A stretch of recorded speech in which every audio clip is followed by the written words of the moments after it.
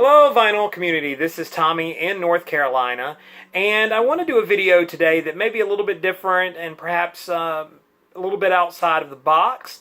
I want to talk about geographic records. Now what I'm talking about are records that invoke a certain feeling of a place or a location.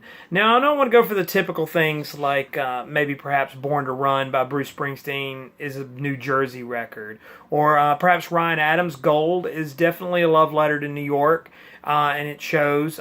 Those albums are good examples, but I'm talking maybe a little bit something more abstract or perhaps not specific in exactly what they're talking about. So just follow along with me here and I'll explain as I talk about each record. The first one I'm going to talk about is Big Star's Third.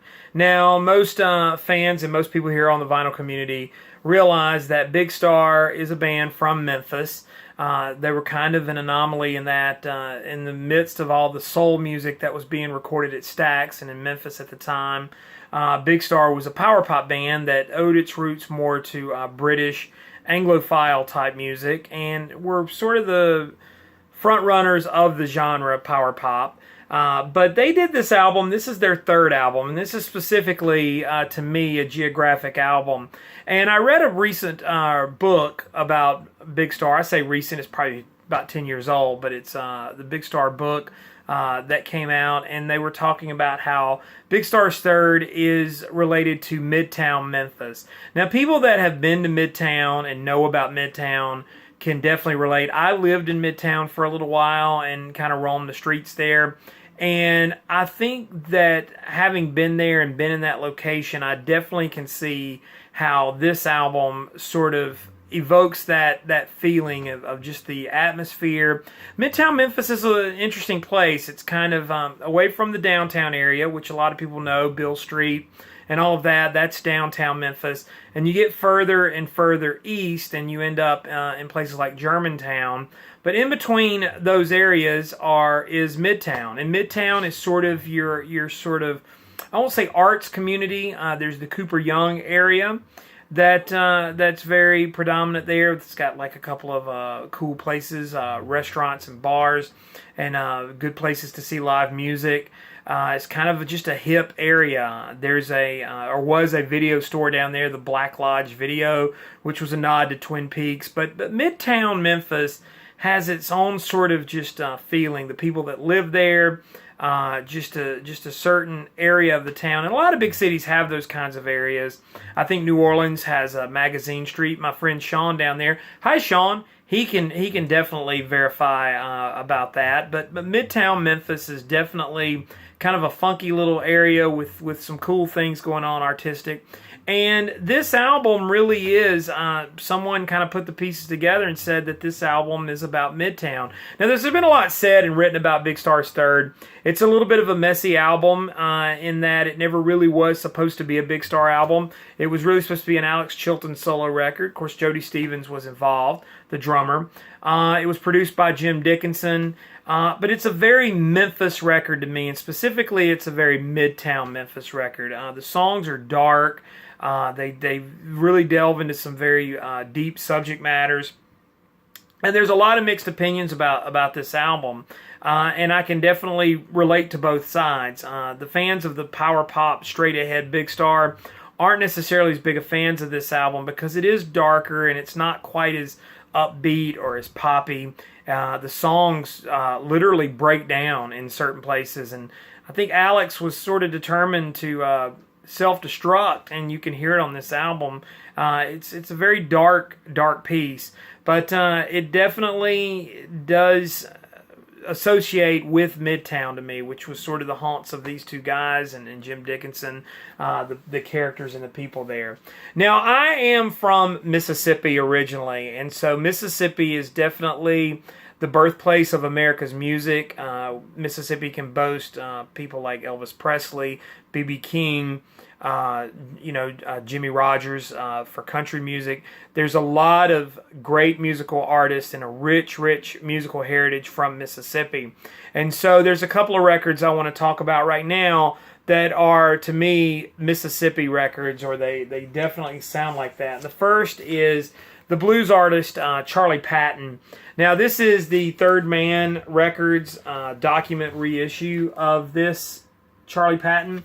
They've released, I think, 4 volumes of these. I have the first 2. It's basically all of his recorded works in chronological order, starting in 1929. Now, a lot of people say that Dockery Farms in the Mississippi Delta was the birthplace of the blues, particularly Delta blues. If you've never been to the Mississippi Delta, it's a very interesting place. It's very flat, a lot of farmland, and it may remind you a little bit of some of the Midwest, like Iowa and places like that, but the Delta is a little bit different culturally. There is a lot of, I won't say poverty, but there's a lot of poor people out there. And you can definitely tell just driving through there, driving down Highway 61, probably from Memphis to Vicksburg or Natchez, that this was definitely a land that's not only rich with good farm soil, but also rich for predominantly blues artists. And a lot of those guys, including Charlie Patton, were around. Robert Johnson, B.B. King, Muddy Waters, a lot of those just sort of pioneers of blues music, they all sort of came from Mississippi and came from the Delta. Now, I went to school at Delta State University, and so I definitely traveled through the Delta quite a bit, going back and forth to home on the weekends and on holidays. And, I got to know this land and the people that were there. And listening to records by people like Charlie Patton and Robert Johnson and people like that definitely sort of bring me back to those locations. Now, in a completely different way, also a Mississippi artist, but a little more modern, Junior Kimbrough. Now, Junior Kimbrough is more, instead of the Delta blues music, which is more of a traditional 12-bar, which a lot of people are familiar with. B.B. King really perfected the style. If you want a great example of 12-bar blues or Delta blues, go listen to B.B. King records, and you'll get a definite feel for what that sound is.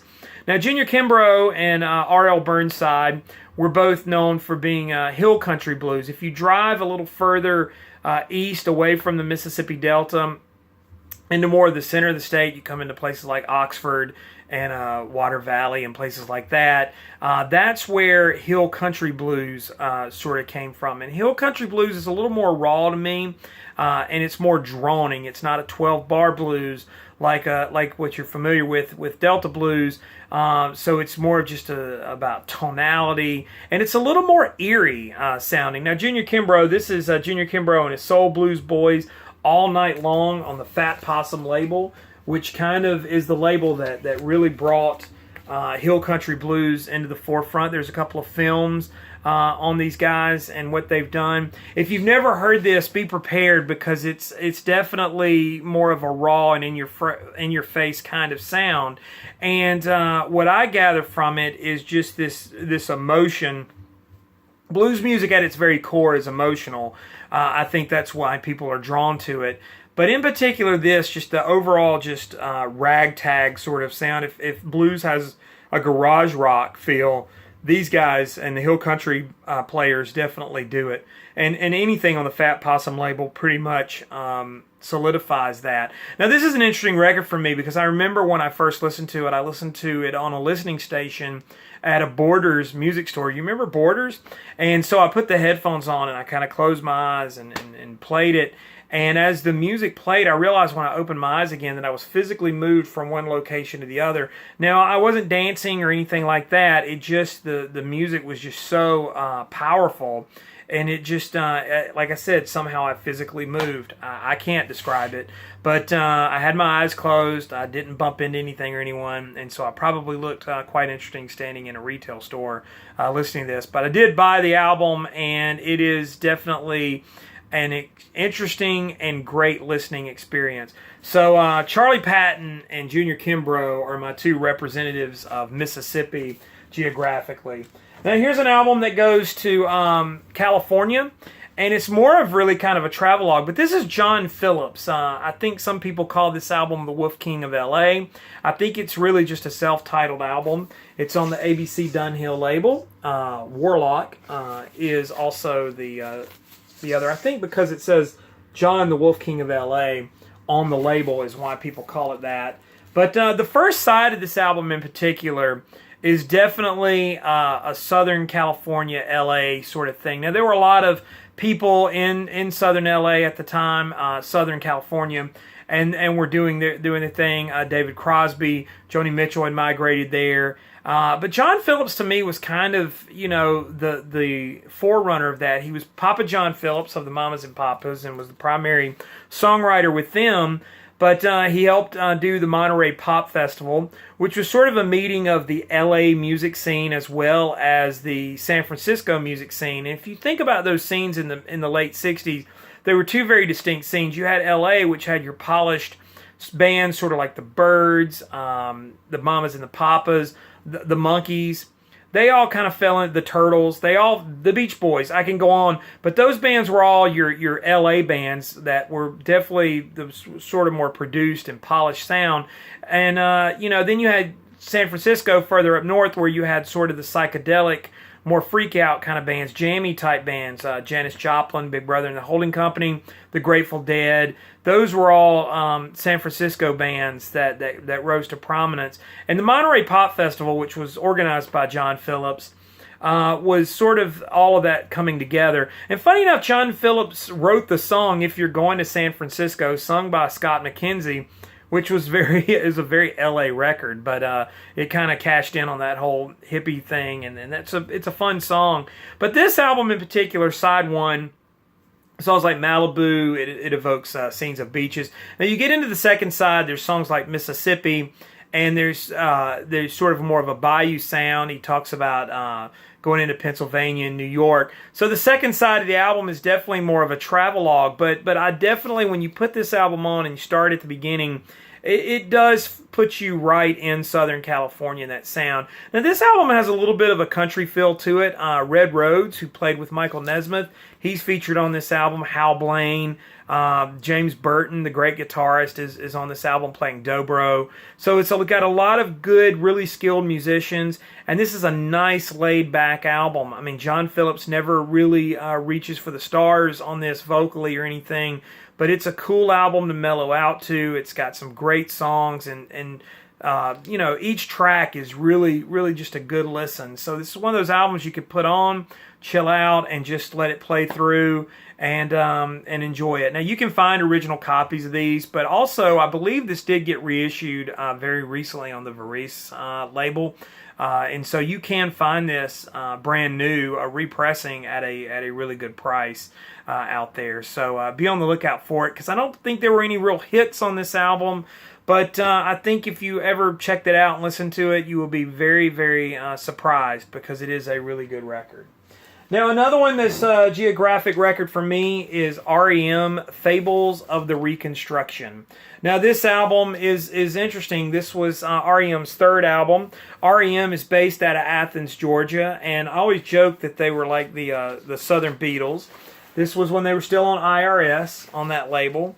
And this album is really kind of a wacky, interesting album, because from what I understand, the story, and I'm kind of flipping everything around because the jacket is all kinds of ways to look at it. But this album was actually recorded in England, produced by Joe Boyd. The producer, I believe Joe was involved with the Fairport Convention. Correct me if I'm wrong or whatever, call me out on it. But Joe Boyd produced this album, and they were kind of looking at a little bit getting away from more of the straight-ahead sort of post-punk thing that they had been doing on the first couple of records, and decided that they wanted to do more of a folk rock type thing as R.e.m. goes. And it's very interesting because from what I understand, they were very homesick and very longing for their homes in Georgia, in Athens. And so this album, of all of their albums, is the most rustic, not, despite the title, Fables of the Reconstruction, Reconstruction of the Fables. But the songs on the album, you've got songs like Wendell G., which is just an absolute, just wonderful ballad. Green Grow the Rushes, Auctioneer Another Engine. This album also features Feeling Gravity's Pull, and probably the biggest hit on this album, Driver 8. Which is a pretty well-known R.e.m. song from that early period. But as far as Geographic Albums, this has an interesting sort of feel. It's definitely, to me, the most, like I said, rustic and southern of their albums. And this sort of has that imagery, everything that goes along with it. Maybe it was their homesickness. I don't know. But another side story, when I really first listened to this album, and I was already a bit of an R.e.m. fan, but I was going back and listening to stuff. This was in the summer of '95. I was marching with a drum and bugle corps out of Appleton, Wisconsin. I'd left the South, and we were in the Midwest, and we actually were in Buffalo, New York, had gone up the East Coast and was going that direction. And I bought this CD during Drum Corps International Finals Week in Buffalo, and was listening to it with my Walkman and headphones. And so I had been away from home probably for the longest that I'd ever been. It was a couple of months. I was on the road with this corps, and listening to this album really, really touched me. And so it really brought me just sort of headlong into that space of it reminded me a lot of the roads and the atmosphere and just the overall feeling of the South. And so finally, one more I'm going to showcase here, maybe a little bit surprising. This is The Strokes, which is their first album. The Strokes album, Is This It?, which was kind of a surprise hit album.